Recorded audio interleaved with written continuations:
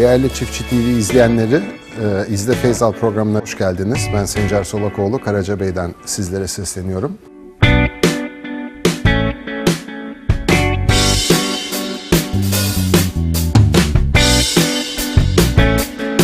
Amerika'nın belli bir bölgesinde özellikle mısır yetiştiriliyor. Oraya mısır kemeri adı veriliyor. Çünkü doğası bu işe çok uygun. That I see every single one of them in less than a 24-hour period. Within one day, I want to see them all coming up. Okay. Yani diyor ki bizler için diyor en önemli şey ilk bitkinin çıkışından son bitkinin çıkışına kadarki geçen sürenin en fazla 24 saat olmasını istiyoruz. Bunun üstüne çıkmasını kesinlikle istemiyoruz.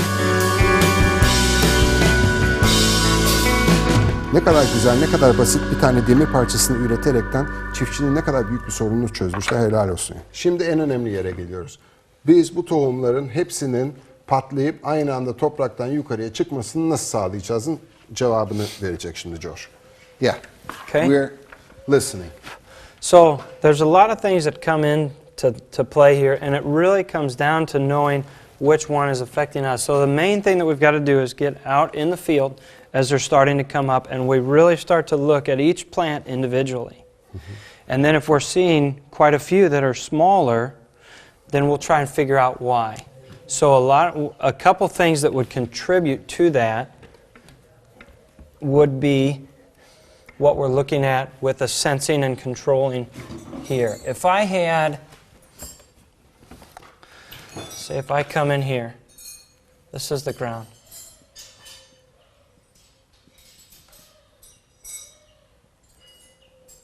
If I had something like this, Burası toprak, burası toprağın altı. what causes this is if the row unit itself is not heavy enough to get in the ground, it's coming up and out of the ground. So I might have the moisture level, the water is right here. So this one will germinate. This one will germinate. But then only a few days later, after I get a rain, Yeah. then this one will germinate. And this is exactly what will cause a lot of my problems now because they were planted at very inconsistent depths. Şimdi demin de size bahsettiğim gibi en önemli şeylerden bir tanesinden bahsediyor. Diyor ki and this can be caused by many things. I mean by driving too fast or definitely. not having the right weight or having the insecticide in there that's just losing weight, right? I mean Exactly. Şimdi en önemli şeylerden bir tanesi derinlik dedik değil mi? Bu derinliğin homojen olmamasının en büyük sebeplerinden bazıları ne olabilir? Kullanan şoförün bazen hızlı bazı yavaş gitmesi, toprak yapısının farklı olması veya diyelim ki arkada gübre tankının veya mısır haznesinin yavaş yavaş boşalması. Siz bir mısır haznesine 20 kilo koyuyorsunuz. O bitirirken artık 0 kiloya düşüyor. Dolayısıyla 20 kilo bir ağırlığı yukarı çıkarttığınız zaman doğal olarak sona doğru mısırlarınızın hepsi yukarı çıkıyor. Şimdi burayı su çizgisi olarak düşünün. Yani bizim tav diye tabir ettiğimiz mısırın patlaması için yeterli olan nem seviyesinin olduğu yer. Bazıları derine gitmiş. Bu erken çıkacak. Bu bir sonraki yağmurdan sonra çıkacak. Bu çıkacak, bu çıkacak. Bu belki yine bir sonraki yağmurdan sonra çıkacak. Dolayısıyla hani dedik ya hepsinin aynı anda çıkmasını nasıl sağlayacağız diye. Öncelikle bütün tohumları aynı seviyede tutup tavına ekiyor olmanız çok önemli. Bu bir. Yeah. All right. So these will come out of the ground and then I will see a loss on every one of these. And instead of getting, say, 20 tons, I'm now going to get 14 or 15 tons. And I don't know why. Yani diyor ki işte bu diyor hani 2000 kilo dekara ortalama beklerken bir anda 1400-1500 kilolara dekarda veya hektarda 15 tonlara düşmemize sebebiyet verip neden olduğunu anlamadığımız noktalardan bir tanesi. İlk çıkışta muhakkak tarlaya gidip bunları tek tek bakmanız gerekiyor. Okay? So this, to fix this, if we notice that it's coming out of the ground, first I'm going to begin planting some. And then I'm going to come dig. And I'm going to measure the distance down that I see every plant. Just make sure they're very consistent. Şimdi bunu yapmak için ne yapacağız? Öncelikle bir miktar ekim yapacağız. Ektikten sonra geri gideceğiz. Elimizde bir tane bıçakla, tornavidayla tohumları çıkartacağız yatağından. Yani çıkartmayacağız, yerinde kalacak. Üstündeki toprağı süpüreceğiz. Orada baktığımız zaman tohumların hem mesafelerine bakacağız hem işte atlama var mı veya çiftleme var mı diye bakacağız. Hem de derinliğine bakacağız. Okay. Bu sizin için hani bunu önlemenin en büyük yöntemlerinden bir tanesi. Hı?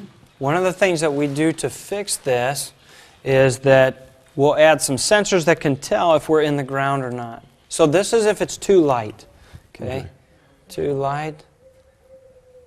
Now on the other side, if I'm in very soft ground, where you step in the ground and your foot just sinks in, and I have the hoppers full of seeds, maybe 40, 50 kilos, right? Yeah.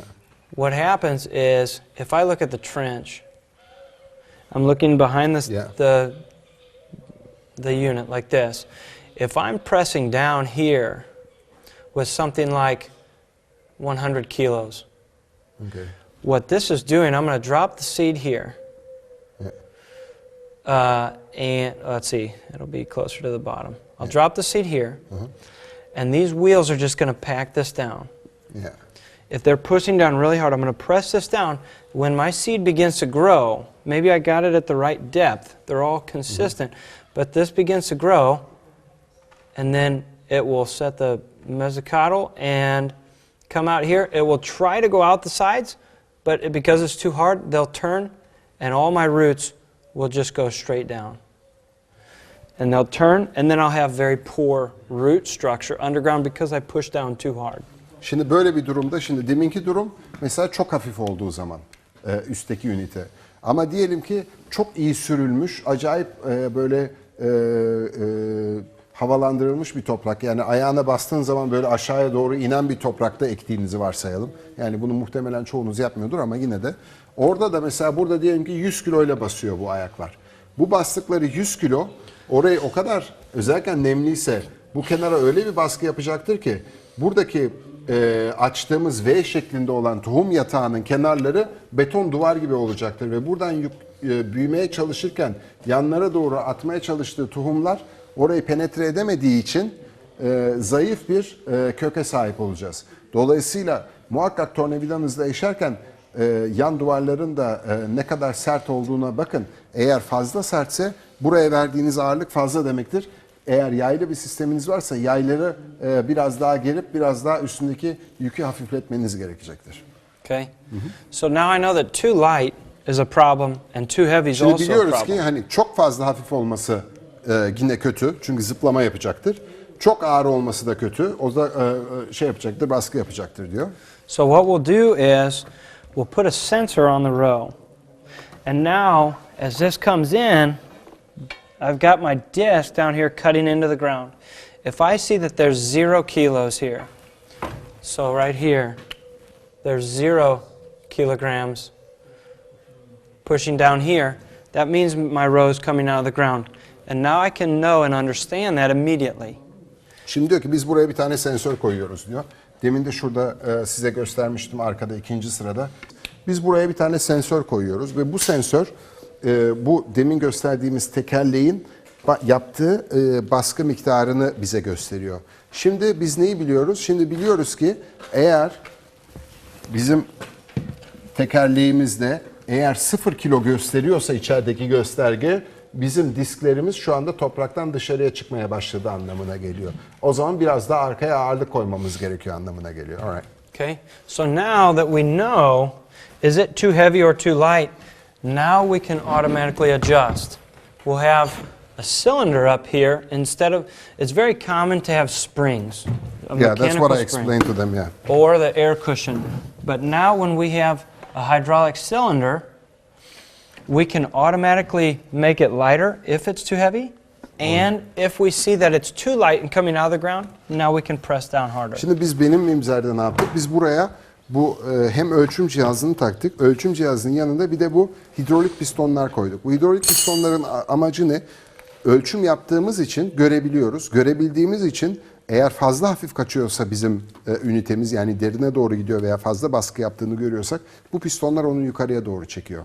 Eğer diyelim ki ben genelde hızlı kullanmayı seviyorum. Fazla hızlı kullandığımızı düşünelim. O zaman da bakıyor ki eğer tekerlere gelen baskı, tekerlerin üstündeki baskı sıfırlara doğru yaklaşıyor. Biz mesela 40 kilo, 50 kilo istiyoruz. O hemen aşağıya doğru basınç yapıp o 40 kilo ağırlığı sağlıyor. Bu silindirin görevlerinden bir tanesi ve bunun icat edilmesinin sebebi de bu demin bahsettiğimiz konular. Okay. So this is something that we can control, and this is something that we've learned simply from being out in the field so much, right? Bu bizim sahada olduğumuz için öğrendiğimiz, hep sürekli gözlemlediğimiz ve çözüm aradığımız için öğrendiğimiz bir çözüm. Okay.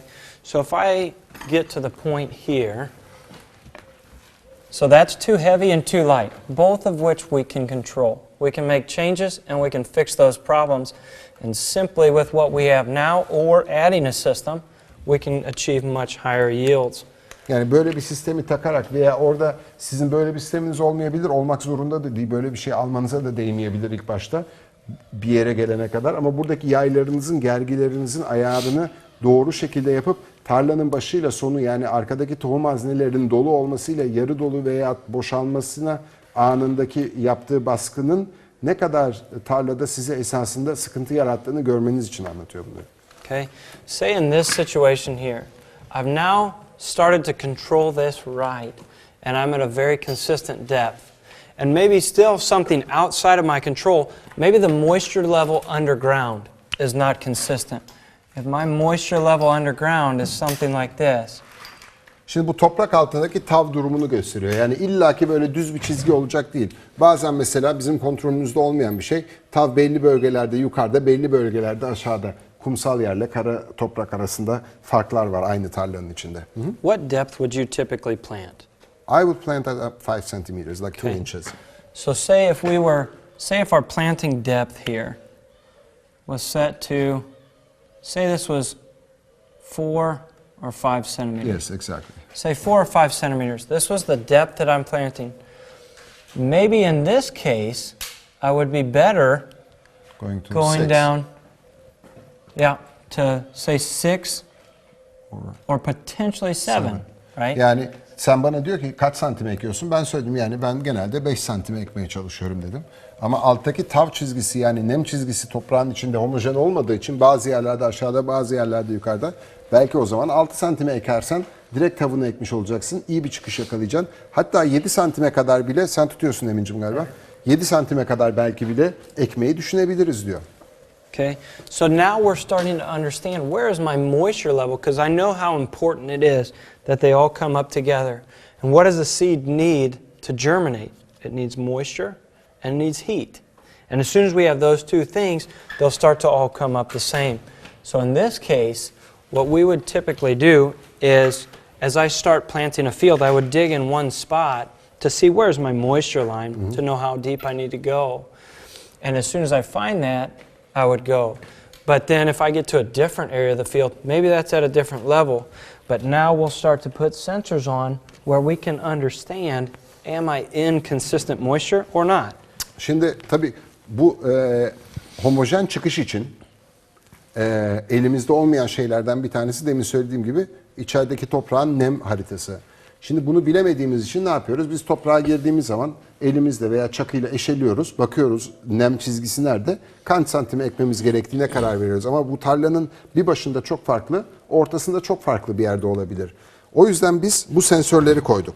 Hani burada deminden beri ne yazık ki sarı lacivert olarak yanıp sönüyorlar. Ben kendilerine söyledim bunu sarı kırmızıya çevirmelerini, ama her halükarda bu sensörleri koyup sürekli oradaki nemin nerede olduğunu veya senin ektiğin tohumunun tarlada nerede tavda olduğunu, nerede alaca tavda olduğunu veya nerede tohumu kuruya koyduğunu gösteriyor.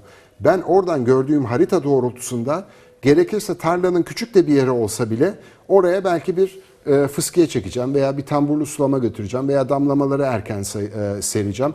Bir karar verme şansına sahibim. Yeniden tek hedefimiz ne? Bütün mısırların aynı anda çıkışını sağlamak. Evet. Okay. I told them about the yellow and the blue ones, that you will change them to yellow and the red one for yeah, our we've team. realized that this is now important. controversial. Okay. All right. So there's a lot of things, as you can see, it becomes slightly complicated, but there's typically always things that we can do to fix this. Yani diyor ki buradan şunu görebilirsiniz. Biz diyor yani çiftçiler olarak bunları düşünüp bunları yaptırmayı başardık. Yani esasında elimizde olmayan birçok şeye nasıl çözüm bulacağımızı düşünerek bir yerlere varabiliyoruz. Yani bir çözüm arayışı içine girmek çok önemli. Ama çözebilmek için bir şeyin sıkıntının nerede olduğunu anlamanız lazım. Onun için de sürekli tarlada vakit geçirmeniz lazım. Okay. So there's a couple other things. From what I've seen here, residue is not typically an issue. One thing that we would fight is if I had a residue or a piece of straw from last year's crop, if that gets down by my seed, I can have germination That's issues because you don't do much of tillage at all, right? That's right. So this is another thing I think that our farmers are going to need to know. This is a tillage practices. I mean, this is important because for us, you're a huge farmer. Okay, Yeah. there isn't another person that I know that's having like that much of land with corn or soybeans in Turkey, at least. So I'm going to explain a little bit the things that we talked at lunch about, you know, about how your soil tillage practices are.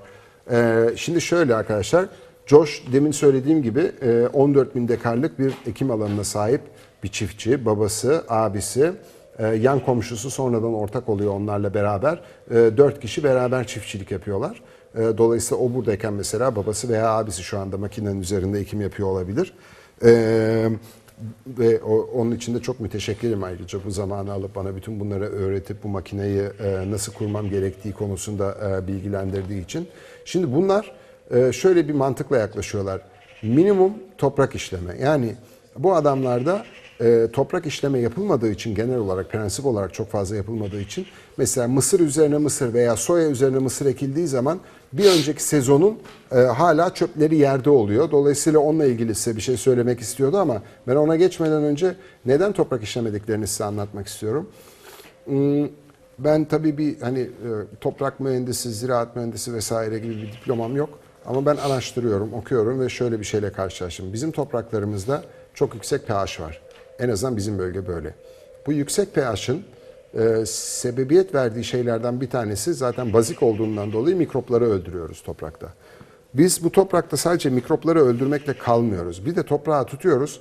Pullukla o mikroorganizmaları yani organik madde dediğimiz o mikroorganizmaları alt üst ediyoruz. Sürekli onların hani gelip birinin sizin dozerle evinizi her 2 günde bir yıkmasına benziyor. Senede 2 kere evinizin yıkıldığını düşünün. Bunun gibi bir şey. Tabii ki avantajları var, havalandırma vesaire gibi şeyler.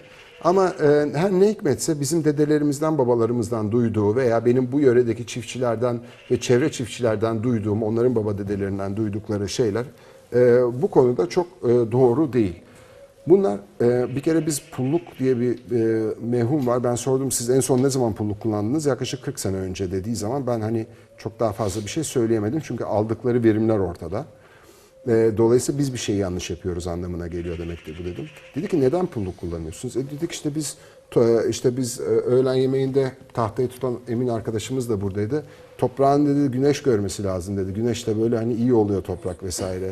İşte bak diyor yaz sonunda işlenen bir toprakla ilkbaharda işlenen bir toprak arasında fark var. Bunların hepsi doğru zaten. Ama o toprakla o toprağın arasındaki farkın neden gerçekleştiğini bilmek de çok önemli. Bunlar kesinlikle bunu kullanmıyorlar. Bunu başka bir program konusu olabilir ama hani bizim muhakkak yeri alt üst edip karıştırıp patlatıp ortalığı bütün toprağı sağdan sola soldan sağa almak için harcadığımız yakıtı, enerjiyi, traktör gücünü, insan gücünü düşündüğünüz zaman onların yaptığı tarım esasında çok daha ucuza mal oluyor. Dolayısıyla hani bu toprak işleme konusunu biraz daha ön yargılarımızı kırıp daha farklı alternatiflerin olup olmadığını iyi araştırmak lazım. Burada yurt dışında da çok tecrübesi var. Josh'un Rusya'dan bir örnek verdi. Dedi ki oradaki arkadaşlar dedi şöyle bir sıkıntıyla karşılaşıyoruz orada. Adama izah ediyoruz toprağın neden işlemeden de yapabileceğini. Şunu görüyorlar. İşlemedim ama hiçbir fark görmedim ya diyor. Tamam işte ne güzel bir fark. Demek ki daha az yakıt harcayarak yine aynı sonuca varabilmem bile çok önemli. Ama diyor birazcık insanlar ne yazık ki yeterince sabredemiyorlar. Esasında biraz sabırlı olmak lazım. Toprağın yeniden kendine gelmesi belki 10 sene, belki 20 sene sürecek. İlk toprağın kendine geldiğini görmeniz en az 2,5-3 yıl sürecektir. İlk emarelerini görmeniz o verim artışında. Dolayısıyla hani tabii burada gübrelemeler vesaire var. Bunlar ayrı bir programda konuşulabilecek konular ama Lütfen bu konuda bir daha düşünün. Yani tarlaya bir daha pulluklarınızı takıp çıktığınız zaman ya ben bunu yapmasam acaba neyle karşılaşırımı düşünün. Şimdi size onlar tabii mısır peşine mısır ektiği zaman o çöplerin tamamını bırakıyorlar. Kesinlikle yakmıyorlar. Çünkü organik madde zaten onları çürütüyor. Ama üstünde kalan yine pisliği sıyırmak için farklı bir metot kullanıyor. Galiba onu anlatacak.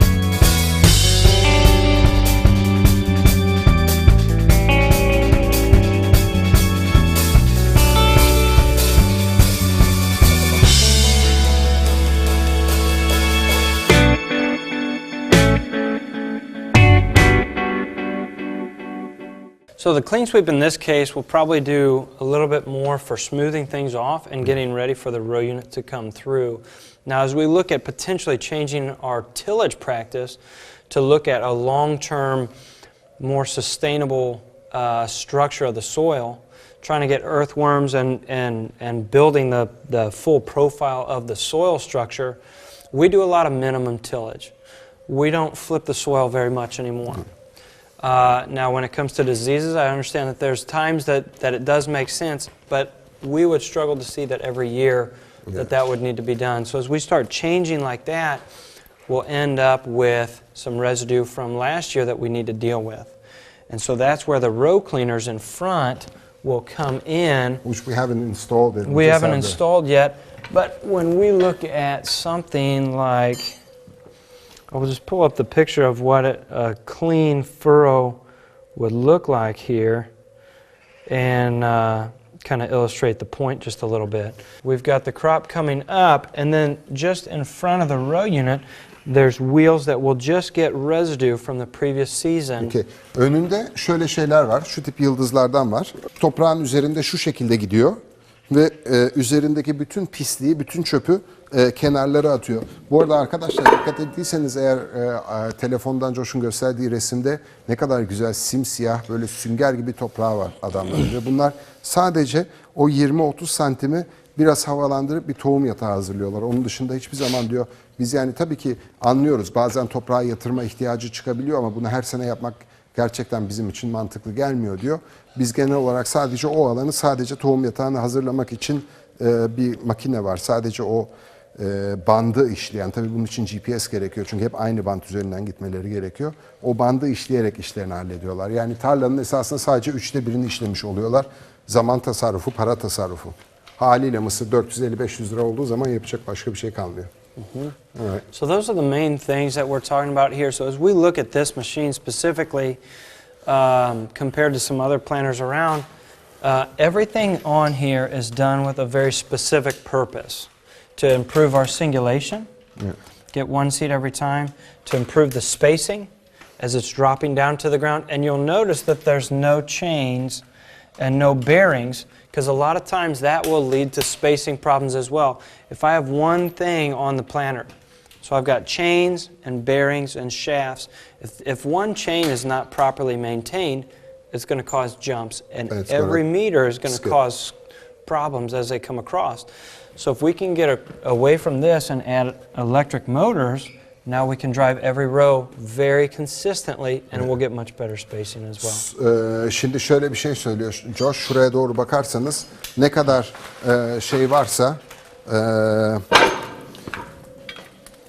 demir, bu tip zincir ve dişli varsa biz bunların hepsini attık, çıkarttık diyebilirim. Çünkü bu dişlilerin özellikle zincirlerin esnemesi veya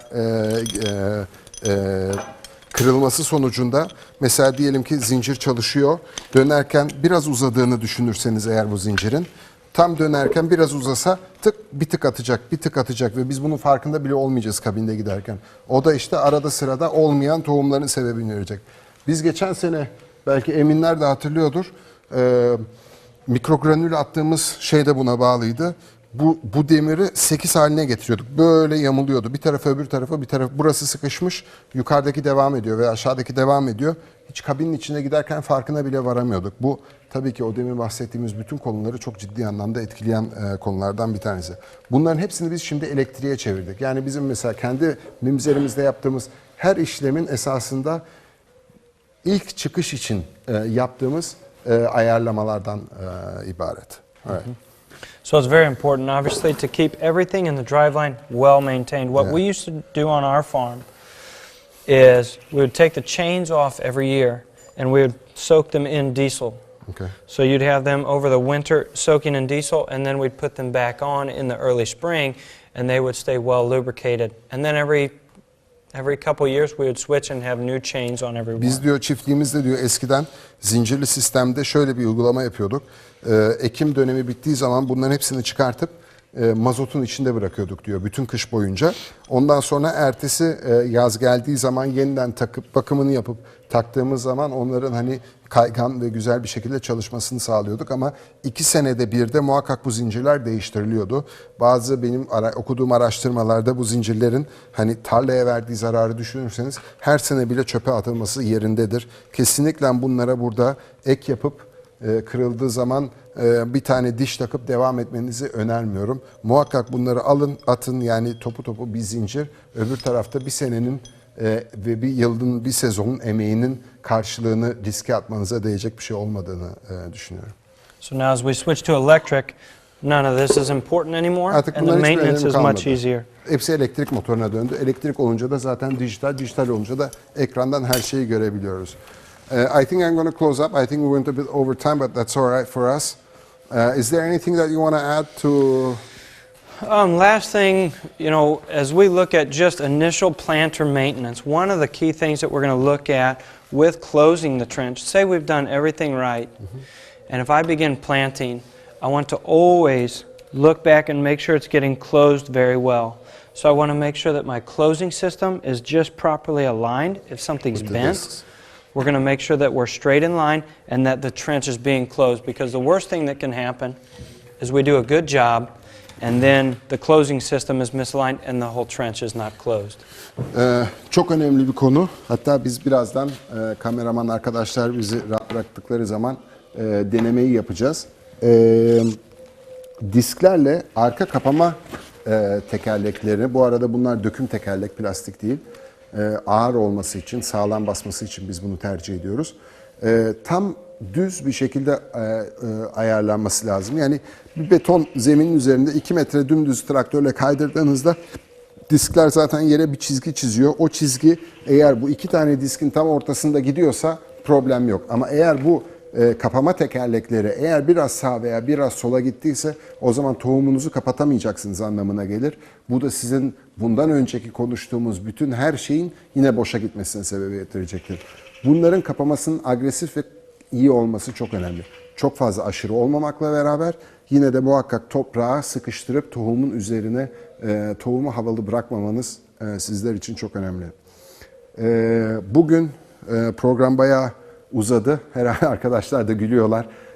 Gevezeliğime verin, yapacak bir şey yok. Umarım faydalı olmuştur.